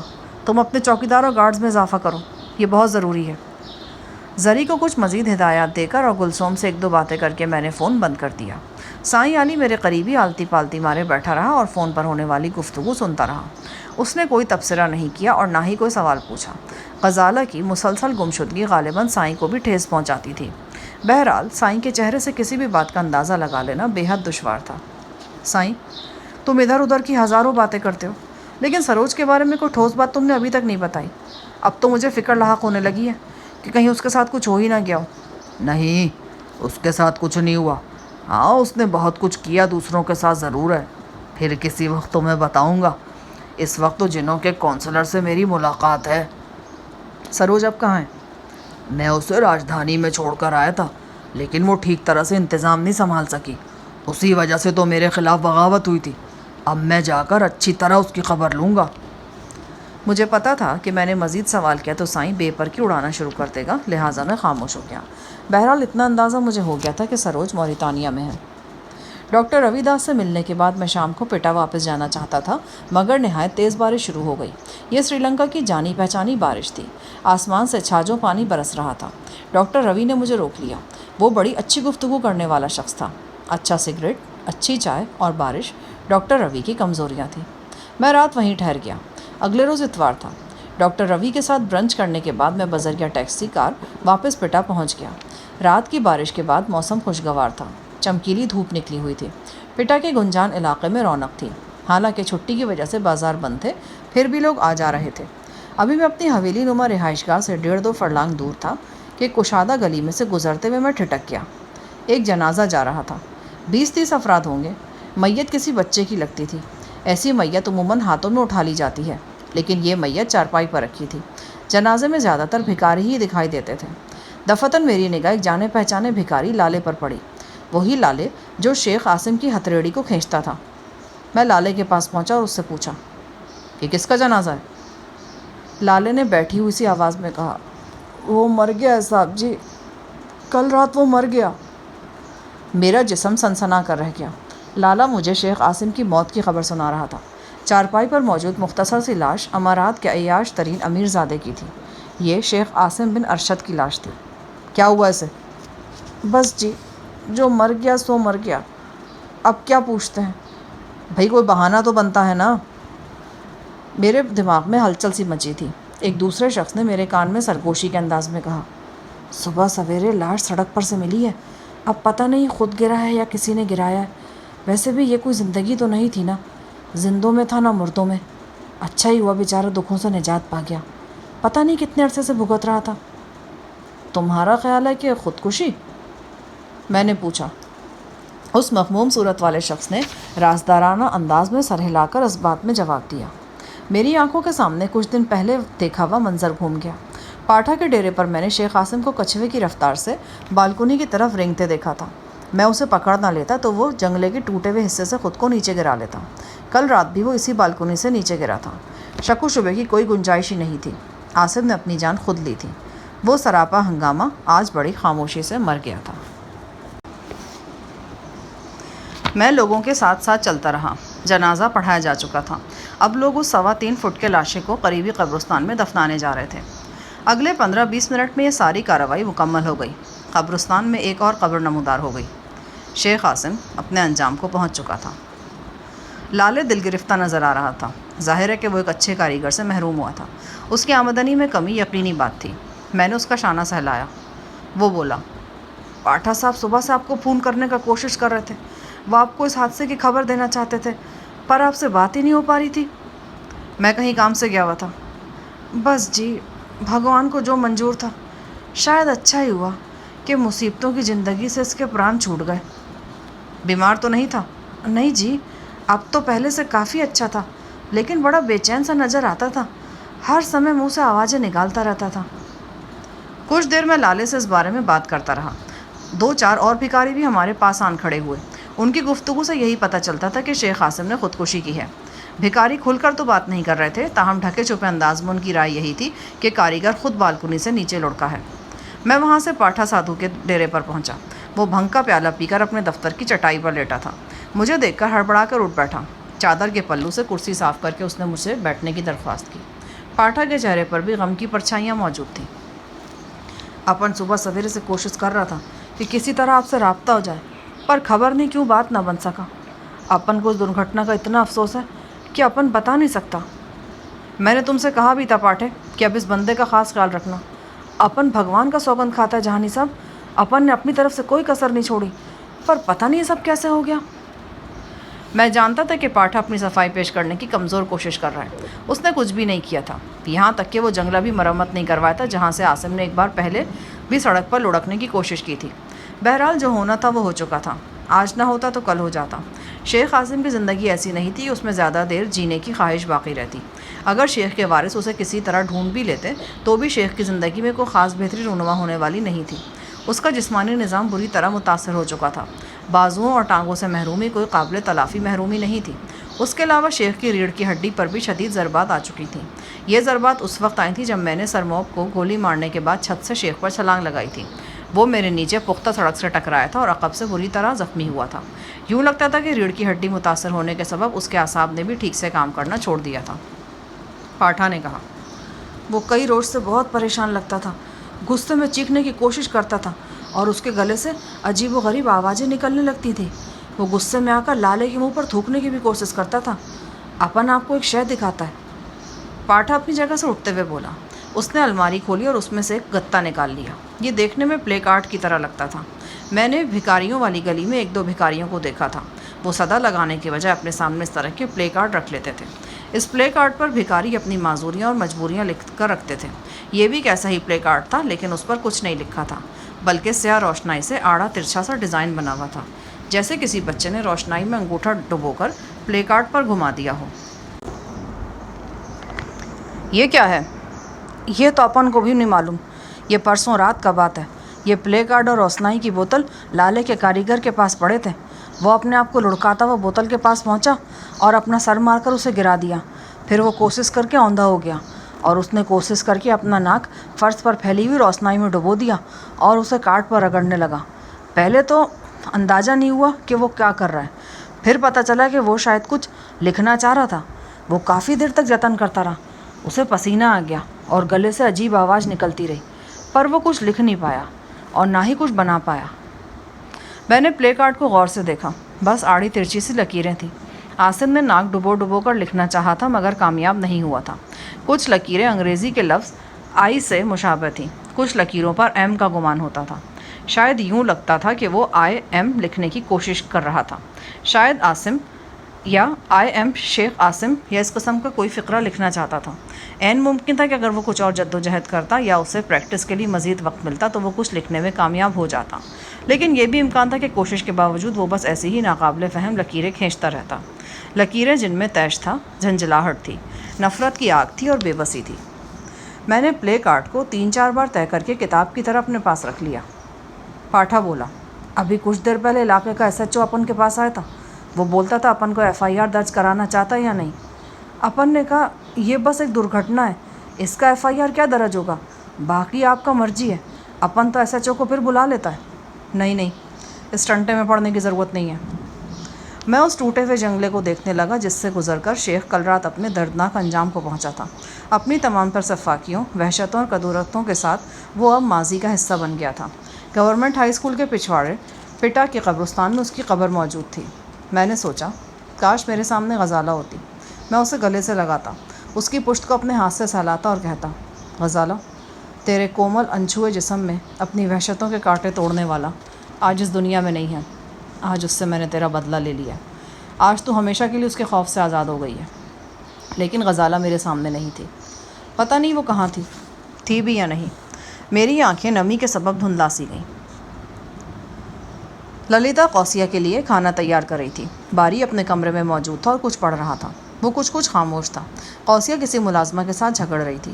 وہ انگریزی میں بلا جھجک گالیاں دیتی تھی۔ ان میں ایسی گالیاں بھی ہوتی جو ایک لڑکی کو ہرگز زیب نہیں دیتی تھیں۔ میں بالائی منزل کے کمرے میں چلا گیا اور دروازہ بند کر لیا۔ وسکی کے کئی پیگ اوپر تلے چڑھا لیے۔ جلدی دماغ میں دھند سی بھر گئی۔ اس دھند میں کچھ بھولی بسری صورتیں دکھائی دینے لگیں۔ شفتہ، انجم، مرحوم ساحی صاحب، حمزہ اور پھر غزالہ کے ساتھ تابی کی معصوم باتیں۔ میں اپنے ارد گرد پھیلی تاریک دھند میں بھاگنے لگا اور غزالہ کو آوازیں دینے لگا۔ مجھے لگا جیسے غزالہ کہیں دور آم کے بلند درختوں کے نیچے کھڑی ہے، شاید جلکوٹ کا ہی کوئی منظر تھا۔ میں اس کی طرف بڑھنے لگا۔ غنودگی کے عالم میں میرے تصور نے دیکھا کہ غزالہ سرتاپا زنجیروں میں جکڑی ہوئی ہے۔ مجھے محسوس ہوا کہ شدید نشے کی حالت میں اپنے اندر آگ انڈیل رہا ہوں۔ میں مزید آگ اپنے اندر انڈیل رہا تھا۔ یہ خالص شراب تھی، لیکن اس کی کرختگی میرے لیے جیسے معدوم ہو گئی تھی۔ میں جیسے پانی پی رہا تھا۔ مختلف چہرے میری نگاہوں کے سامنے آ کر اوجھل ہو رہے تھے۔ مختلف مناظر تھے۔ میں نے تصور میں شیخ عاصم کی قبر دیکھی۔ اس قبر کے سرہانے لیونا بال کھولے کھڑی تھی۔ حسینہ پیرس جو اب ایک مکروہ شکل صورت اختیار کر چکی تھی، اس کے حسین چہرے کا گوشت لٹک کر گل رہا تھا۔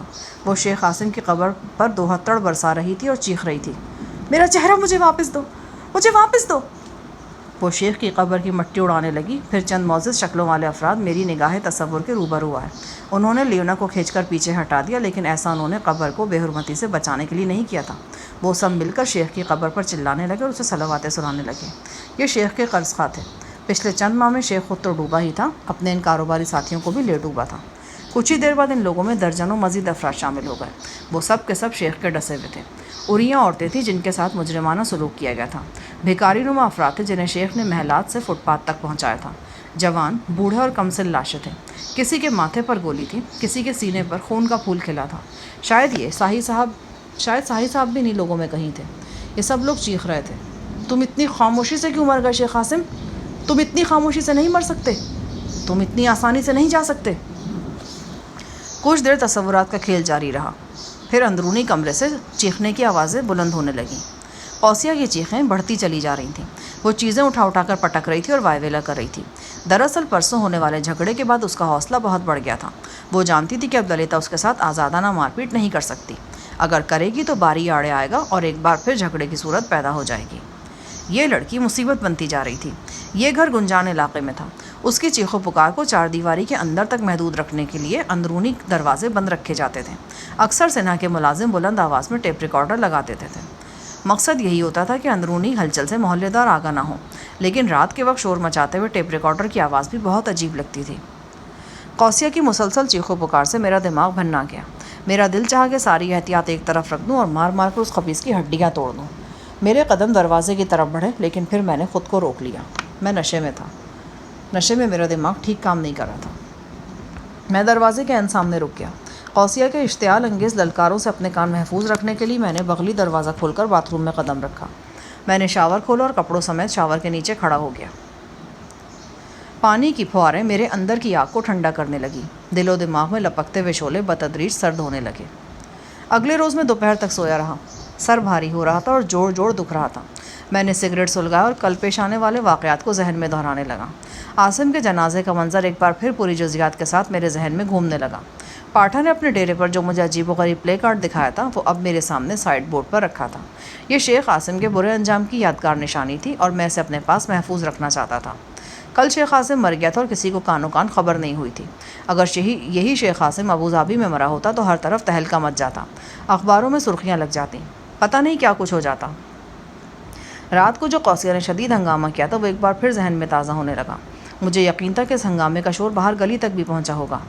اچانک میرے ذہن میں ایک بات آئی. میں نے سوچا کیوں نہ ہم یہ رہائش گاہ بدل لیں. شیخ کی تلاش کا کام کافی حد تک سرد پڑ گیا تھا. میری تلاش کی سرگرمی بھی اب مان پڑتی محسوس ہوتی تھی. اب ہم کسی بہتر علاقے میں منتقل ہو سکتے تھے.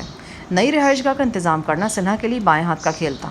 سنہا خود بھی کئی بار مجھے کہہ چکا تھا کہ ہمیں اپنا ٹھکانہ بدل لینا چاہیے. 2-3 روز پیشتر میں نے کچھ مشکوک افراد کو گھر کے ارد گرد منڈلاتے بھی دیکھا تھا. میں نے چند منٹ سوچ بچار کی اور پھر اس حتمی فیصلے پر پہنچ گیا کہ ہمیں ٹھکانہ بدل لینا چاہیے. میں نے سنہا کو آواز دی اور وہ بوتل کے جن کی طرح حاضر ہو گیا. یہ 5-6 دن بعد کی بات ہے. ہم گال روڈ کے علاقے میں نئی رہائش گاہ پر منتقل ہو چکے تھے. یہ بالکل مختلف جگہ تھی. ساحل کے ساتھ ساتھ وسیع کوٹھیوں کی ایک طویل قطار تھی. کوٹھیوں کے اندر گھاس کے خالی قطار تھے. کوٹھیوں کے عقبی احاطے سمندر کے اس قدر نزدیک تھے کہ لہریں وہاں تک پہنچ جاتی تھیں. ہماری رہائش گاہ بھی 5-6 کنال پر محیط تھی. ناریل, تاڑ اور پام کے درختوں سے گھری ہوئی یہ 2 منزلہ عمارت تھی. ہر وقت خوشگوار ہوا چلتی رہتی تھی اور بلند قامت درخت جھوم جھوم کر ایک دوسرے کو چومتے تھے. عمارت میں درجنوں کمرے تھے. میں نے گراؤنڈ فلور پر 4-5 اندرونی کمرے قوسیہ کے لیے مخصوص کر دیے اور اسے کہا کہ وہ گھومے پھرے اور جتنا چاہے شور مچائے, ہمیں کوئی اعتراض نہیں. ان اندرونی کمروں کو باقی عمارت سے علیحدہ کر دیا گیا تھا. دروازے مقفل کر دیے گئے. کھڑکیوں پر پہلے ہی آنی گرلیں اور جالیاں وغیرہ موجود تھیں. اس کشادہ جگہ پر پہنچ کر قوسیہ کے اندر کا ابال بھی کچھ کم ہوا. ایک دن شام کو ساحل پر جاگنگ کرنے کے بعد باری واپس آئے تو اس نے مجھے بتایا کہ اس نے امارات میں اپنی والدہ سے رابطہ کیا ہے. وہ بہت اداس ہیں اور فوری طور پر سری لنکا آ رہی ہیں. میری تو رائے ہے کہ تم انہیں روکنے کی کوشش کرو. نہیں شاہ جان صاحب, وہ نہیں رکیں گی. وہ میرے بغیر بہت بے چین ہے. مجھے تو ڈر ہے کہ کہیں انہیں کچھ ہو نہ جائے. انہوں نے تو اب تک سامان بھی باندھ لیا ہوگا. کہاں ٹھہریں گی وہ؟ یہاں کینڈی میں ہمارے ایک رشتہ دار ہیں. اماں پہلے بھی 2-3 دفعہ یہاں آ چکی ہیں. وہ انہی کے پاس ٹھہرتی ہیں. ظاہر ہے کہ تم انہیں ملنے بھی جاؤ گے, لیکن میں ایک بار پھر تمہیں احتیاط کا مشورہ دینا چاہتا ہوں. کولمبو میں نقل و حرکت کرتے ہوئے ہمیں جیسی احتیاط کرتے ہیں نا, ویسی شہروں میں بھی احتیاط کی ضرورت ہے. اس بارے میں آپ بے فکر رہیں, میں آپ کو شکایت کا موقع نہیں دوں گا. غالباً وہ للیتا اور قوسیہ کے حوالے سے بھی کوئی بات کرنا چاہتا تھا, لیکن اسی دوران میرا فون آ گیا اور یوں بات ٹل گئی. دوسرے روز صبح سویرے باریک کینڈی روانہ ہو گیا. کولمبو سے کینڈی کی مسافت تقریباً 1.5 گھنٹے کی ہے.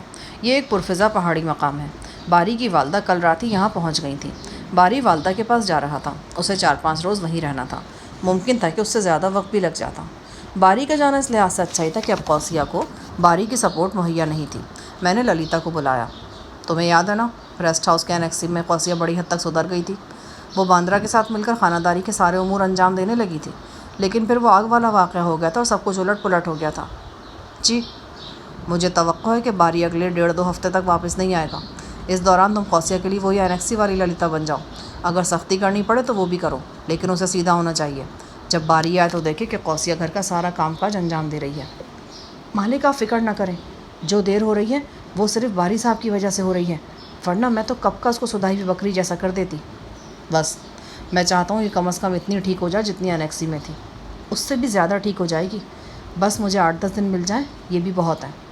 اور ایک بات کا دھیان رہے, سختی بس ایک حد تک ہونی چاہیے.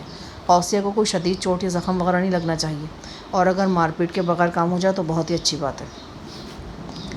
اسی رات جب کھانے کے موقع پر قوسیہ نے چیخنا چلانا شروع کیا تو للیتا نے اسے ٹھیک ٹھاک مار لگا دی. دراصل قوسیہ کو معلوم نہیں تھا کہ باری کینڈی جا چکا ہے اور اس کے جانے سے للیتا کو فری ہینڈ ملا ہوا ہے. یقیناً وہ للیتا کی کارکردگی دیکھ کر حیران ہوئی ہوگی. پہلے تو اس نے خوب وائیولا مچایا.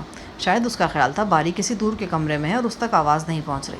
لیکن جب اس پر کوئی رد عمل ظاہر نہیں ہوا اور للیتا کی چھڑی اس پر برستی رہی تو وہ ایک دم ٹھنڈی پڑ گئی. اگلے روز للیتا اور قوسیہ میں تھوڑی سی تلخ کلامی پھر ہو گئی, لیکن مار پیٹ تک نوبت نہیں آئی. تیسرے دن میں نے قوسیہ میں زبردست تبدیلی دیکھی اور حیران رہ گیا. وہ بڑی حد تک مطیع نظر آ رہی تھی. میرے ذہن میں انیکسی کی یاد تازہ ہو گئی. وہاں بھی آخری دنوں میں وہ ایسے ہی خاموشی سے للیتا کی ہدایت کے مطابق چلتی تھی اور کام میں جوتی رہتی تھی. مجھے جے سنہا کی زبانی معلوم ہوا کہ قوسیہ کچن میں مصروف ہے، کچھ پکا رہی ہے. میں نے کہا، یہ تو واقعی کایا پلٹ ہوئی ہے. امید نہیں تھی کہ اتنی آسانی سے دوبارہ کچن میں چلی جائے گی. دراصل جناب ان کو پتہ چل گیا کہ باری صاحب لمبے عرصے کے لیے گھر سے باہر ہیں. تم نے بتایا تھا؟ جی سر. میں نے سوچا خواہ مار پیٹ ہوگی، کہیں کوئی ایسی ویسی بات نہ ہو جائے جس کی وجہ سے ہمیں بعد میں افسوس ہو. وہ تھوڑا سا مسکرایا اور کچھ کہتے کہتے رک گیا. کیا بات ہے؟ تم کچھ کہنے لگے تھے. بعض عورتوں پر بعض فوبیاز بری طرح اثر انداز ہوتے ہیں. میرا خیال ہے کہ مس قوسیہ کے سدھرنے میں تھوڑا بہت ہاتھ ایک فوبیا کا بھی ہے. میں سمجھا نہیں. شاید آپ کو یاد ہو، جن دنوں ہم ریسٹ ہاؤس میں تھے، ایک رات مس قوسیہ نے اتنی چیخیں ماری تھیں کہ مین گیٹ پر کھڑے گارڈ بھی چونک گئے تھے. تب مس قوسیہ کے ساتھ کوئی مار پیٹ بھی نہیں ہو رہی تھی. ہاں مجھے یاد ہے. وہ باتھ روم میں چند لال بیگ دیکھ کر ڈر گئی تھی. جی ہاں، یہی مس قوسیہ کا فوبیا ہے. لال بیگ کا لفظ سنتے ہی ان کو ڈر جاتا ہے. جو باتھ روم یہاں مس قوسیہ کے زیر استعمال ہے اس میں کبھی کبھی لال بیگ آ جاتے ہیں. للیتا صبح سویرے اٹھ کر سب سے پہلے باتھ روم چیک کرتی ہے. اگر کوئی کیڑا ہو تو اسے مار کر باہر پھینکتی ہے. اب آپ خود ہی اندازہ لگا لیں، اگر وہ یہ خدمت سر انجام نہ دے تو مس قوسیہ کا کیا حال ہو. اگر وہ 2-4 کاکروچ ادھر ادھر سے پکڑ کر مس قوسیہ کے کمرے میں ڈال دینا تو مس قوسیہ کا خوف کے مارے دم نکل جائے گا. یہ تو بڑا دوست فوبیا ہے جو ہمارے لیے اتنا معاون ثابت ہو رہا ہے. میں نے سگریٹ سلگاتے ہوئے کہا. اگلے 4-5 روز خیریت سے گزر گئے. پاٹھا سادھو خوش تھا. اپنے بڑے حریف رتناکو کے ساتھ اس کی صلح ہو چکی تھی اور دونوں گروپ امن و سکون سے اپنا اپنا کام کر رہے تھے. رتناکو کی سرگرمیوں کی رپورٹ مجھے پاشا کے ذریعے ملتی رہتی تھی. رتناکو اور پاشا مل کر 20 لڑکے لڑکیوں کی ایک کھیپ کو ہالینڈ پارسل کر چکے تھے اور اب دوسری کھیپ کی تیاریوں میں مصروف تھے. یہ کھیپ پہلے سے بڑی تھی اور یہ ساری کی ساری کولمبو سے ہی تیار ہونا تھی. رتناکو اپنے ایک دوست کے ساتھ مل کر بے روزگار افراد کو پھانس رہا تھا. رتناکو کا یہ دوست ریکروٹنگ ایجنٹ تھا. وہ بدنصیب افراد کو شکار بھی کر رہا تھا اور ان سے رقمیں بھی بٹور رہا تھا. پاشا کی ملاقات منوہرا دیوی سے دوبارہ نہیں ہوئی تھی، تاہم فون پر دیوی سے اس کا رابطہ رہتا تھا. منوہرا دیوی کے بارے میں کئی غیر معمولی باتیں مجھے پاشا کے ذریعے معلوم ہوئی تھیں. وہ بڑی دبنگ عورت تھی اور حیرت انگیز صلاحیتوں کی مالک تھی. میرے ذہن میں اسے دیکھنے کا اشتیاق بڑھتا چلا جا رہا.